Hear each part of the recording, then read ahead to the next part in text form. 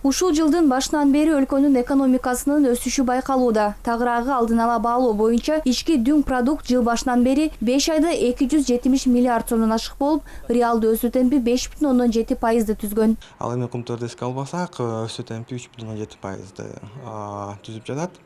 Эми бул секторлор жагынан карасак, бизде айыл чарба сектору 2,2%га жогорулуп жатат. Бул негизинен өзү ушул өт өндүрүү тармагынын 2,4%га өсүү менен багытталган. Курулуш секторунда 3,1% өсүү көрсөтүлүп жатат. Кызмат көрсөтүү чөйрөсүндө өсүү темпи 4% түздү. Ал эми өнөр жайында болсо 11,1% түздү. Өсүү динамикасы алтын өндүрүүнүн 30%га көбөйүшү менен шартталган. Азык-түлүк, кагаз жана токен өндүрүш да көбөйгөн. Мындан тышкары кызмат көрсөтүү чөйрөсү бул 2020 жылы аябай жабыркаган тармак.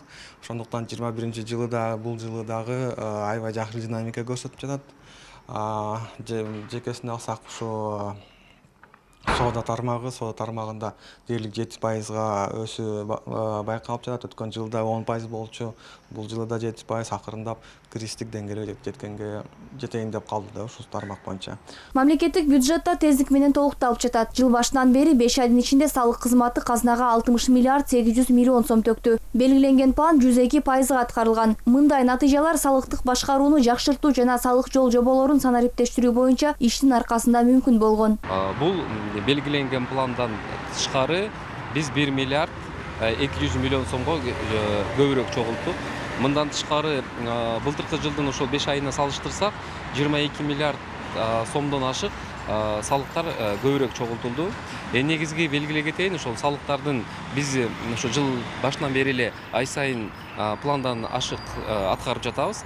Бул эң негизги ошол мындай айтканда түрткү себеп болуп, ошол биз акыркы жылдарда ишке киргизген ошол салык жоболорун фискалдаштыруунун ошол жардамы болуп жатат. Үстүбүздөгү жылдын январь айынан тарта майга чейин мамлекеттик бюджеттин кирешеси 105 миллиард сомду түздү. Өткөн жылдын ушул мезгилине салыштырмалуу өсүү темпи 139,5%. Бул былтыркы жылга салыштырмалуу 29 миллиард 7 миллионго көп. Өсүш планды ашыкча аткаруу жана бажы кызматы менен байланыштуу. Бажы кызматы тарабынан администрацияланган кирешелер алдын ала маалыматтар боюнча 2022 жылдын январь-май айларында 23 миллиард 408 миллион сомду түздү.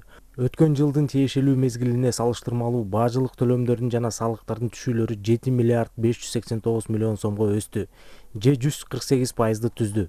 Белгилей кетсек, быйыл министрлер кабинети консолидацияланган бюджетти 400 миллиард сомго чейин жеткирүүгө ниеттенүүдө. Бул максатта мамлекеттин бардык киреше түзүмдөрү интенсивдүү режимде иштеши керек. 2022 жылы салык кызматына 155,5 миллиард сом, ал эми бажы кызматына 100 миллиард сом чогултуу тапшырмасы коюлган. Экономисттердин айтымында министрликтердин макулдашылган иши менен мамлекет жалпы бюджетти белгиленген суммага жеткире алат. 5 айдын жанакы жыйынтыгы менен 270 миллиард сом чогулуп калды. Эгерде мындан дагы ушундай эле темп менен кете берсе 400 миллиард сөзсүз түрдө чогулат. Бул да эң консолидированный бюджеттин курамы. Андан тышкары биз көрүп атабыз, жанакы биз үчүн, Кыргызстан үчүн ушул жылы кошумча ошол жанакы акчалар болсо, бул биздин тышкы карызыбызды төлөгөнгө жакшы бир шарт түзүп берет да. Мамлекеттик бюджет киреше алып келүүчү түзүмдөрдөн тышкары салыктык эмес кирешелерден дагы толукталып жаткандыгы белгиленди. Алсак дивидендтерден, мамлекеттик ишканалардын кирешелеринен, ижара акысынан түшкөн каражаттардан, акы төлөнүүчү кызмат көрсөтүүлөрдөн, айып пулдардан 18 миллиард 600 миллион сом түшкөн. Бул өткөн жылдын ушул мезгилине салыштырмалуу 300 миллионго көп. Акмөр Нурдинова, Чыңгыз Токторбек уулу, ЛТР Бишкек.